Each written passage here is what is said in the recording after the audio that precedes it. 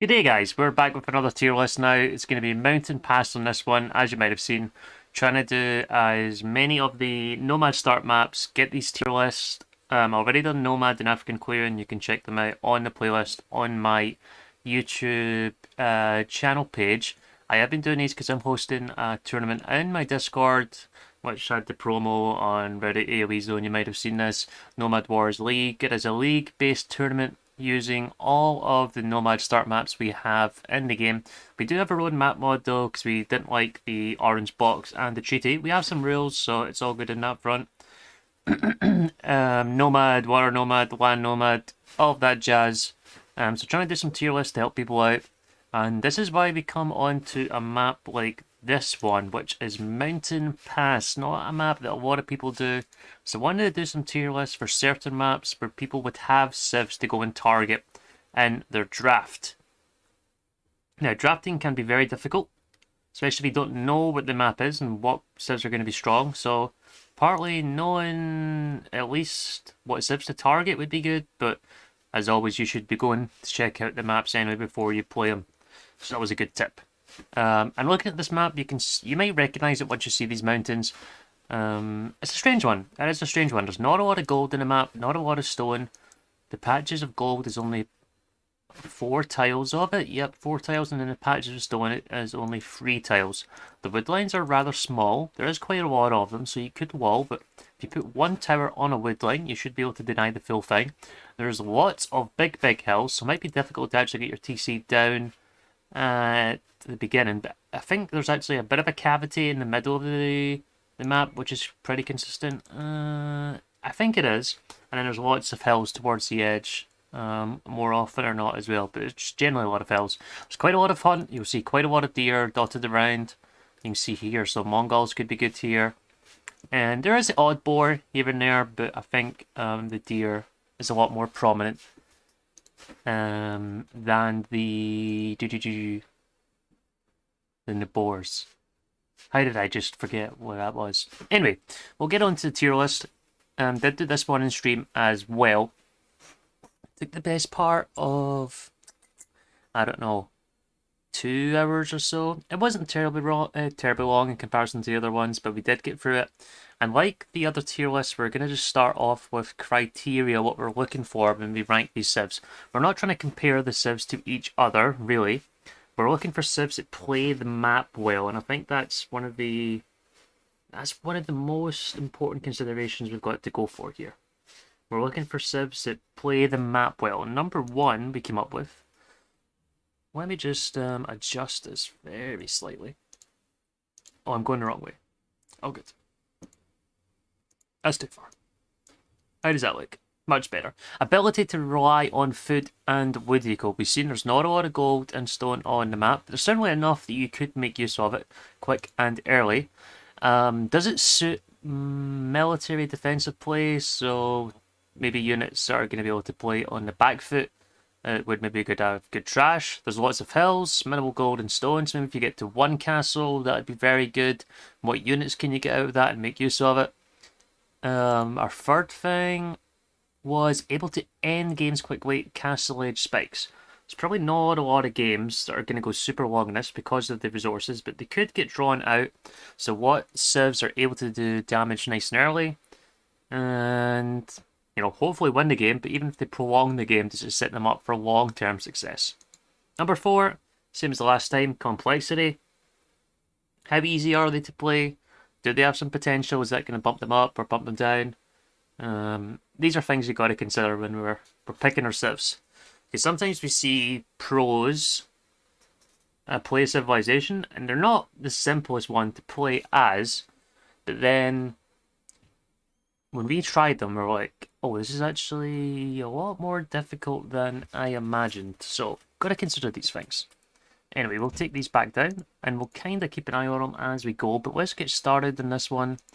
And we're going to start with Aztecs. Aztecs, for me, a little bit tricky to place, really. They can do some damage in some instances. The faster working military buildings, extra cavalry is nice on the villagers too. But I think they're a little bit limited in terms of what they can go for. Eagles are nice, but is it totally viable. There's not a lot of gold in the map. I think I like them the least amount out of the other Meso civs. So I'm gonna put them solid B, and I think that's fair. I think that's fair. They're gonna have their weak points. Very gold reliant, and I wouldn't be terribly upset if I randomed them, but I wouldn't be super happy either. And I think B is a good spot, but they could have some potential or some real good potential, and the eco should be pretty decent. And if you can spam eagles and castle age and get the game over and done with, it's possible. It is possible. And the second civ we have is also Berbers. And they don't have an eco bonus, so to speak, in the early age, but they can get the villagers all grouped up nice and early, all three of them, since they do walk faster, and you get a TC up maybe slightly faster than somebody else, but nothing too crazy. And yeah, I mean, for them, it's probably all about ending the game fast as well. They have a nice night spam as the game goes in, but even the stables working faster could spam out like cav at a later stage. We have Genitors, of course, but not as if Genitors are going to come into play. They are absolutely terrible. I still think Berbers are mid-B, just from the potential that they do have. They're always a solid civ to have, and I think B is the fairest place for them. Bohemians next. I think I'd be placing them in C. Very gold reliant. You do get all of the mining techs for free, of course, so if you find the patches of stone and gold, you will absolutely melt your way through them. You will melt your way through them. You'd be surprised. And it's quite nice because more often or not, you're going to be mining in this map and you might be undiscovered because of the gold's so close to the edge. And, the less time, the quicker you can gather resources, the less time you're going to have to be on it. And the more you can bank up in comparison to your opponent. So I think they have some potential and some nice matchups if you get the stone and the gold, but apart from that, I don't see too much. I mean, if you could get to post-imperial age and get the food monks, long term, might be alright. It seems extremely unlikely. Don't really see them being a major factor here. And I wouldn't, like I said, C tier is probably civs that are going to be underrated in some instances, but probably highly selective and situational in time in terms of when you can actually use them. Britons are first one up, going to be our first S tier civ. You may have noticed on the map there is a hell of a lot of sheep on it, so it's very, very good for that fast collection rate. You're going to want to scout some of them, but you could commit a villager, send them all back. It's not unusual to get 10 to 15 sheep, and then that's really nice for Brits. They also have the potential to do a lot of damage early with the expos, which are, very good going forwards. Have a higher range than a mangonel. Now, if you're actually going downhill attacking somebody, could you imagine that with some siege behind it? Britons can finish the game nice and quick. And then on the other front, with their eco, they also have the cheaper TCs, so could pop them around the map and have pretty safe eco of their own. Meanwhile, actually spamming out those faster working ranges with the crossbows could do a lot of damage. I think they are the first S tier civ on Mountain Pass. Bulgarians seem to be a little bit of a tricky one to place. Don't have any eco bonuses, so to speak, but could make more use of the stone since they have creposts. But as the game goes on, I don't think it's terribly bad. They could get conics out, and conics are really nice once they do get the upgrades and whatnot. I think they'll end up in lobby, but lack of eco, it's not great, but crepos could be nice as the game goes on. I think I prefer them over Bohemians. I think, they've probably got better, they do have better cavalry as the game goes on and whatnot. Even... am I going to keep them here? I think I'm going to keep them in B. They have better cab. You could even technically get stirrups. Stirrups is a castle age tech, if I remember correctly. Because you might actually just stay in castle age for a decent amount of time, and that would make things very strong. And then you have, the trash is fine. Could go for CA as well. Bohemians can't go for CA. I'm happy with Bulgarians.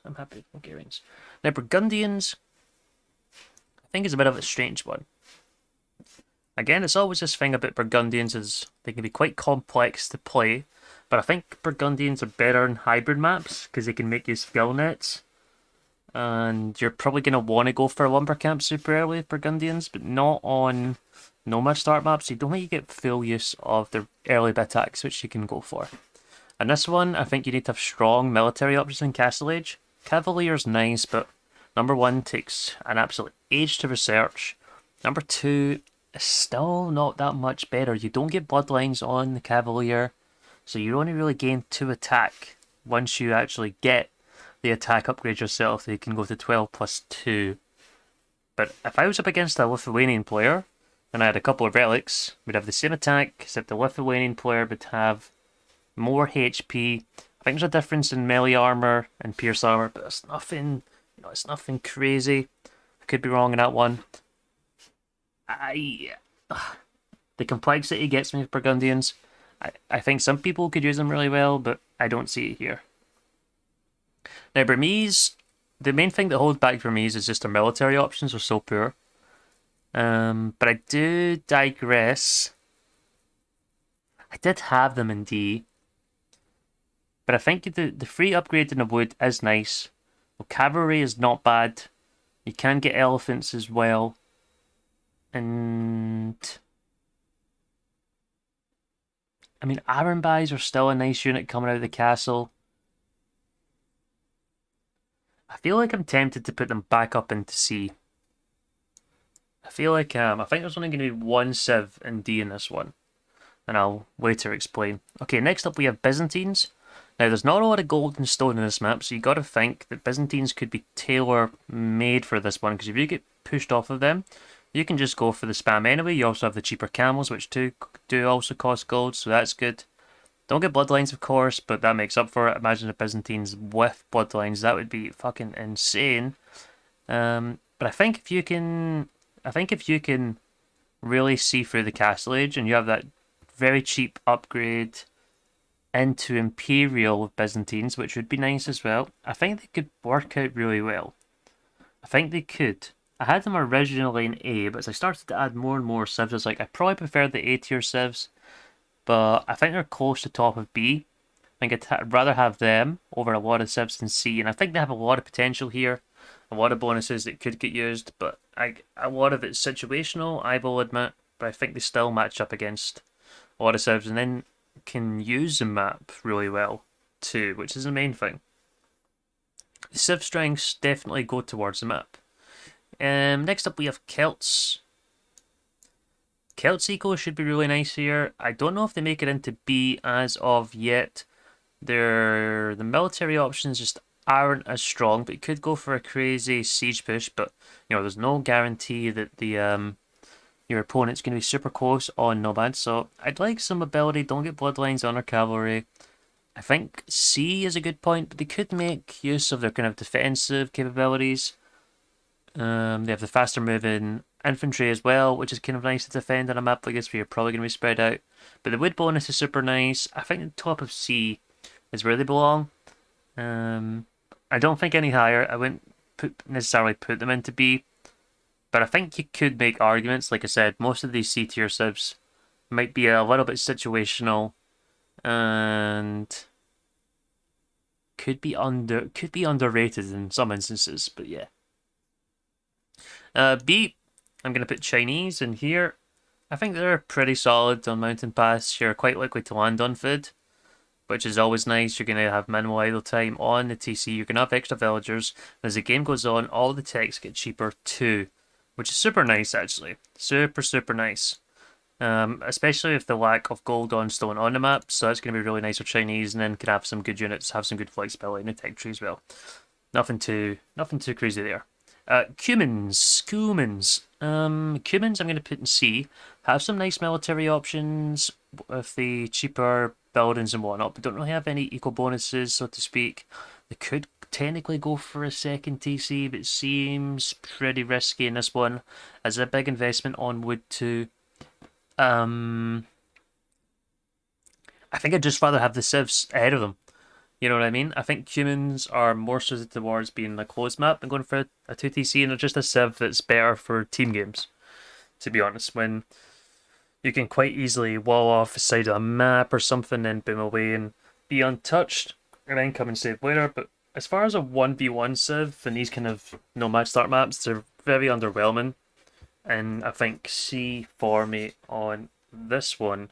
Ethiopians, I'm going to put them in C as well. Do have a really nice archer line, do get food and gold as they age up, but don't really have any good cavalry, so not the best there.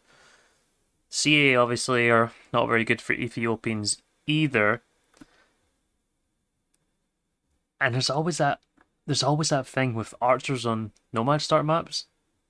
How far do you have to travel? If there's all the gold on the outside, how are you going to do your damage? How are you going to do your damage? You could make some light cav and whatnot, but the cavalry is really not very good at all. So I think they're in C. How high up? I'm not entirely sure because they seem to be incredibly situational if you can get the archers going, which is possible. But yeah, I think C is where they belong. I don't see them any higher and don't really see them any lower either. Frank's going to be their first civ in A.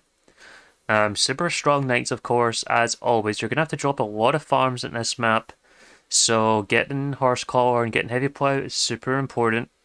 Free bloodlines, and then the castles are also a little bit cheaper. Don't really get to make use of the thrown axe thingies out of them. But it's a saving, right? It is a saving. So you could theoretically put up more castles than anybody else. I really like Franks here. I think they could do quite well, and I think their map suits their strengths. There's also some berry patches dotted around. I kind of like Franks here. Next up is Goughs. I think Goughs are mid-C. You know, they have lots of hunt, so they could actually kill the things very fast, but not have to worry. This is actually a low-key nice bonus, not having to do the TC tricks when you bring in boars and whatnot. There's been more than too many instances where I see people shoot the boar and then, you know, you can't collect the food anymore, which would be absolutely devastating. They collect more on the deer and the boar too. Might have to do some forced drop-offs, but it is quite nice. I think you have to do less walking time in general, provided where you put mills and whatnot. But it could match up pretty well if they get a castle up, play defensive, could get to pikemen, and then they could also have Huskarls raiding as well.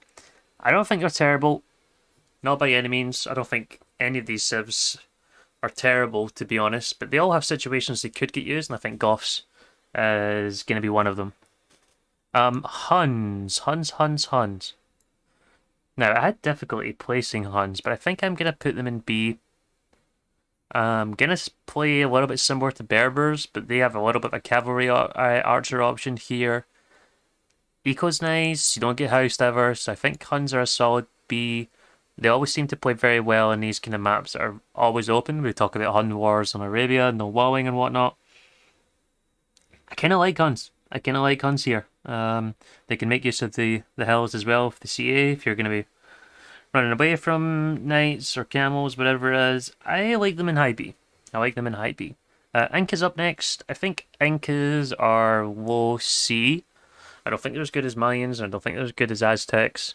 Don't really have any crazy eco bonuses, but I probably like them a little bit better than Goughs and Cumins. They get just the jack of all trades civ that can do many things pretty decent, but then a lot of things not very not outstandingly well, if you know what I mean. They do have cheaper towers though, and they do get cheaper castles, but all of their stone buildings are cheaper, which is nice. And I'm thinking more about Bohemians here. You know, that could be nice for them. Faster collection on stone would be kind of nice as well. Maybe I'll even move them up. I can see towers really doing some damage here if you're nice and close. Again, a situational thing, for sure. But it could be really strong. I've seen it be really strong on Mountain Pass. Next up, we have Indians. I'm going to put them high B, probably a B+. We'll see where they end up. You know, there is a lot of food in the map, so you should be able to bankroll everything as you go on. You can get up for the ages really nice with the cheaper villagers. The light cav are good as the game goes on as well. Do get some nice power spikes. The only thing they're really lacking is that initial power spike with the knights where you can get out and pick off villagers and whatnot, but the camels are fine enough. They do take a little bit of time to to actually kill villagers because of the lack of the base attack. But you know, don't get a good unique unit. Maybe I'm gonna move them down just a touch. I'm between Chinese and Aztecs at the moment, if the tier list does let me. Italians, I'm gonna put them quite close to the bottom of C. Mainly a civ that's geared towards water. I mean, the main thing in this one, I think, is just the ability, the cheaper advancements up through the ages, which could be nice. Gives you a nice little time window to do some damage, but it's not a map that's geared towards them. You know, it seems like you'd be kind of YOLOing for some scouts super early, or maybe even a super early castle age. They could get something out of that. I suppose maybe I rank them a little bit higher than Cumins for that, but yeah, the map isn't something that you would particularly jump out to as an Italian map, but they could be nice. They could be nice in certain situations. Next up, Japanese. Japanese do get cheaper economy buildings here, which is nice. Could play well defensively. Faster attacking with the sword men, of course, 33%. Had a loss for words there. Could be really strong eco. I mean, you'll be seen on the map, there's so much deer just dotted around all over the place. That would be really nice to get the food income going. As the game goes on, towers could maybe even be an option. Maybe an early game, later game as well. I kind of like Japanese here. I think mid B is the right place to put them. I think I'd rather, like, I'm trying to think of similar civs that would probably play better. I think they've got better options than Celts.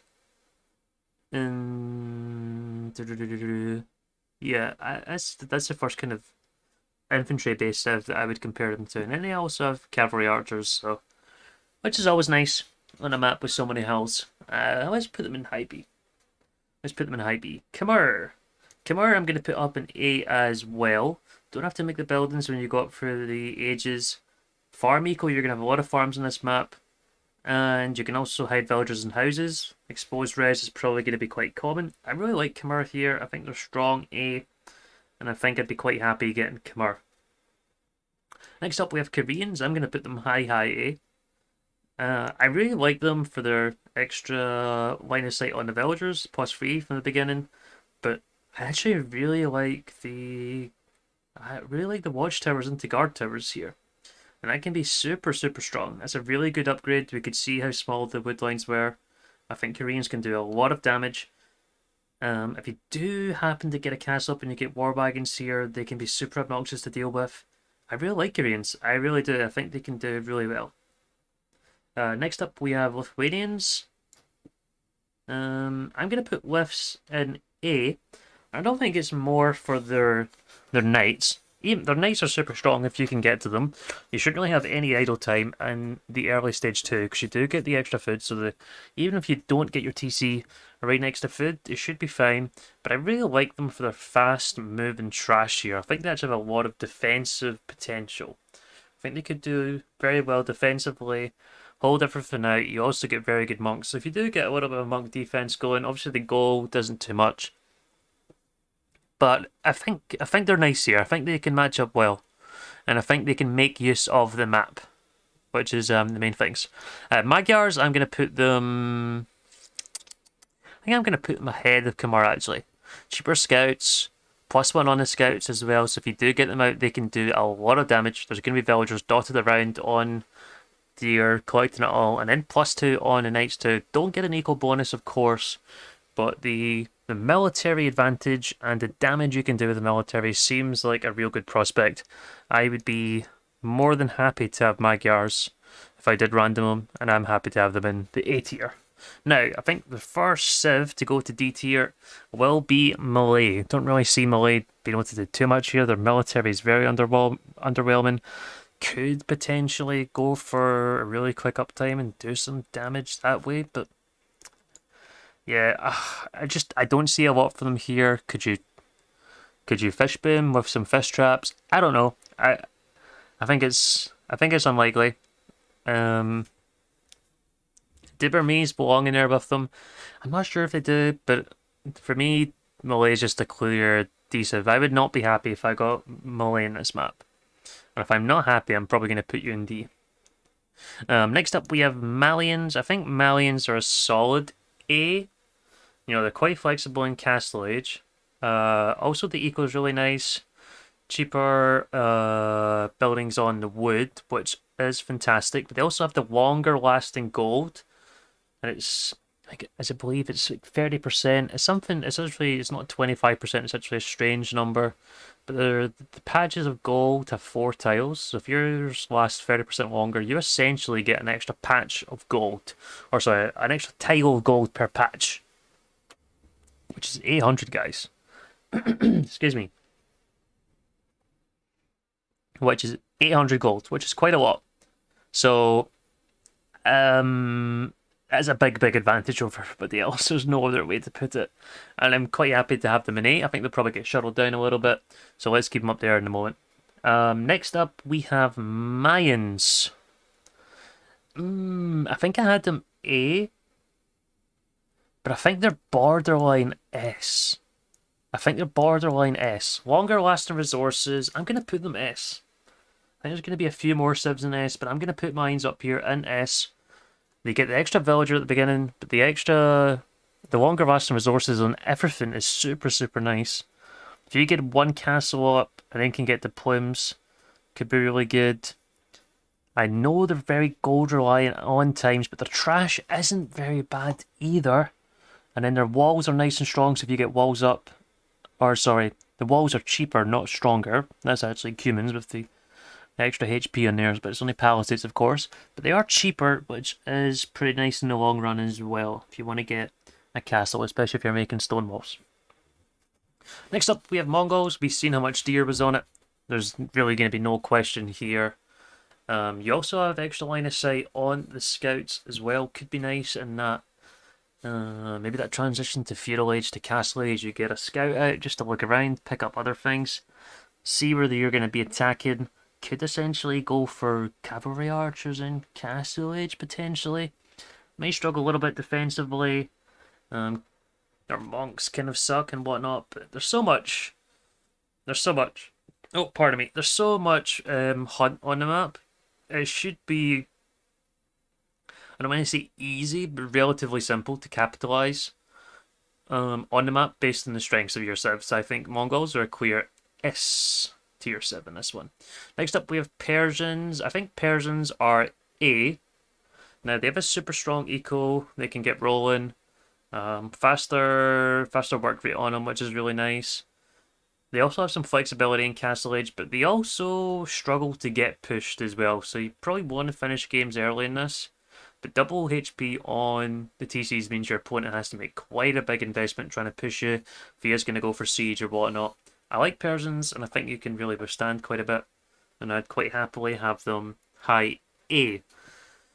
Can do the damage with knights, of course. Wouldn't take too much to get everything going. And if you do, imagine you get a TC on the golds with Persians. Getting rid of that TC is going to be a little bit of a pickle. Now, next S tier civ is going to be Poles. It's going to be Poles, actually. One of the big things I really like in this map, because of the lack of gold, if you mine stone, you also get half gold of Poles, which is really nice here. I don't think it's the hardest map to wall either, so I think the flow works. It could be really, really, really strong. And then if you do get to the Castle Age unique tech where you get the cheaper the night upgrade, which gives you 60% off, I believe. It's like 500 food, 300 gold, so it could be something you potentially get instead of Imperial Age, and you just spam the knights from that, because that would be a massive saving. I think they have potential, could go for a tower rush as well. And then the villagers also regain HP, so if you do get raided and you put them back out, they'll eventually go back up to full HP. So that's a nice one, nice little small bonus. I think they're S tier. And I would be extremely pleased if I got Poles in this. Next up we have Portuguese. I think Portuguese, you know, they have the cheaper cheaper units on the gold. Don't really get to make use of any of their water plays whatsoever, which, you know, is not great for them. But they do have organ guns, and organ guns can be really strong in certain situations.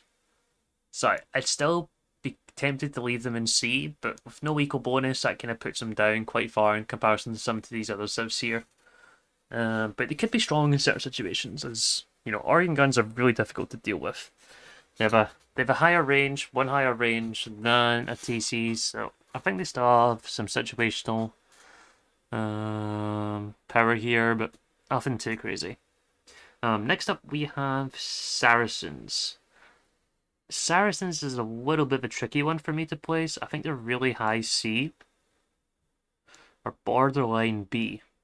Now, do have a really flexible tech tree, could do some damage in Castle Age, but I think I really like is the market actually in Castle Age and being able to utilize that, especially if you're there to first. I'm going to put them low B. I'm actually going to put them ahead of Bulgarians. Also, the archers have the extra damage on the buildings as well, which could be really nice. I'm happy with them in B actually. Don't really get an equal bonus, but once you get into early castle, that could be really nice there. Next up is Sicilians, and Sicilians for me, I think mid A. I think I'm just going to put them ahead of Khmer. And I really like Sicilians. The farming eco, once it gets rolling, is really nice. You can also get the TCs up pretty quickly. It could be a little reliant on gold getting to Cavalier, but even if the opponent's going for trash, they take a lot less bonus damage, so they could be really, really nice. I'm just trying to think, are they worthwhile going to S? I don't think so. I don't think so, but I'm happy to have them really high A, and I think they could be extremely awkward to play against. Meanwhile, the map also suits their skills too. Next up is Slavs. A strong farming civ once everything gets down rolling, but farm's not going to be too crazy in the very early game, not in comparison to Poles where you get that instant drop off of food. So just looking for some comparisons here. I think Khmer farms are stronger early, and I prefer having the upgrades in the farms. That's why I'm prioritising Franks and Sicilians. Nothing too crazy on terms of military bonus, so I think they're low C. But, you know, if you get everything rolling, probably a little bit better in team games, but in 1v1 would be a little bit underwhelming there. Now, Spanish, always strong on nomad start maps. Can generally get a villager ahead in the very early game because of the quicker building time on the TC, depending on how far away your villagers are. There isn't a lot of stone and gold, but, you know, it is doable to get to one. It's definitely doable to get one castle up and get conquistadors out. And once that happens, your ability to kill and end the game very fast is super strong. So I like their potential here. I think they're still high A. They could be considered a little bit one-dimensional, but that one dimension is super, super strong. Now, next, S tier civ, potentially the best, or probably the two top civs on this map is Britons and Tatars. And yeah, Tatars are going to be S. They can make use of the sheep, longer lasting sheep, or, you know, they have 50 extra food. Lots of hills too, so if you get some CA out, even archers can make real good use of that thumb ring. It seems like a map that's just really tailored towards them. Also have good light cav as the game goes on as well. And could do a good bit of damage. I really like Tatars here, and it could be a civ that you target late on in the draft. Maybe people don't realise that it could be good if somebody's not playing on this map too often. Working out your timing, because Tatars is not going to be a civ that you could pick in other nomad civs. It would be something to think about. But Mongols, Poles, potentially picked on other maps. Mayans too. Not to maybe Britons on step and a couple more. So yeah, finding your timing on a civ draft would be quite interesting on a civ like Tatars. Next up we have Teutons. Teutons, I mean, farm eco, once it gets rolling, could be really nice. Do have some trust potential as well. Extra melee armor on the knights and Castle Age 2. I think they're high B. I think high B is pretty fair. Yeah, I kind of like them there. And do have some defensive capabilities as well. 3 murder holes, imagine you get to the castle. Obviously OP. No, not really, but extra melee armor is super nice. The trust potential is good as well. And especially if you do get into Castle Age and you have guard towers or something, you're protecting the gold and the stone. Going to be a lot harder for knights to just come in and take out that guard tower or even the watchtower. Next up we have Turks. I'm going to put Turks in just ahead of Persians actually. Faster mining on the gold, which is quite nice. Does get rid of it a little bit faster. Also, the scouts get extra pierce armor, gets a free upgrade to light cav in Castle Age 2. I mean, there's a chance we get to Castle, and Jannies are really strong. Also could get cav archers if they have enough gold. I think they have good enough options to do well. But this is mainly based, I don't think... it's mainly based on their ability to kill fast, but there's still a chance to. There is still a chance as long as you know where to find for the gold. Have I put them too high though? I think I like them more as a B+. I think I like them more as a B+, because if the game does go on, you're limited to spearmen and skirms. And I think I'm fine here. I think they have really high damage potential, but could get a little bit unraveled if things start to go wrong. Vietnamese next. I think they're another high B tier civ. You always know where the TC is, which is super good on Nomad start maps. You're probably going to be floating some food here, so it should be really easy to get the eco upgrades. You can also get the Rattans if you do get a castle up, but also extra HP on the archers anyway, or the buildings from the archer range. So that's archers, skirms, and CA. I think Vietnamese could be really nice on Mountain Pass, and I think high B is a fair place for them. Vikings up next. I think Vikings, nothing too crazy, but their eco is super strong. That could carry through onto the military with their military options. Let's just say super underwhelming. Yeah, super underwhelming. They are. But the eco could be good enough to pull you through. Don't get thumb ring anymore. Their cavalry is really not good, and you're probably leaning towards infantry now. And that completes the Mountain Pass Age of Empires 2 tier list with Britons, Tatars, Mongols, Poles, and Mayans. There's a 5 S tier civs and Malay down here at the bottom and D tier themselves. Better next time. Better luck next time, Malay. We'll see how that one works out. Next one is going to be Land Nomad, I believe. I'll try to be having that tier list out in the next few days or a week. Thanks for watching. Catch you on the flip side.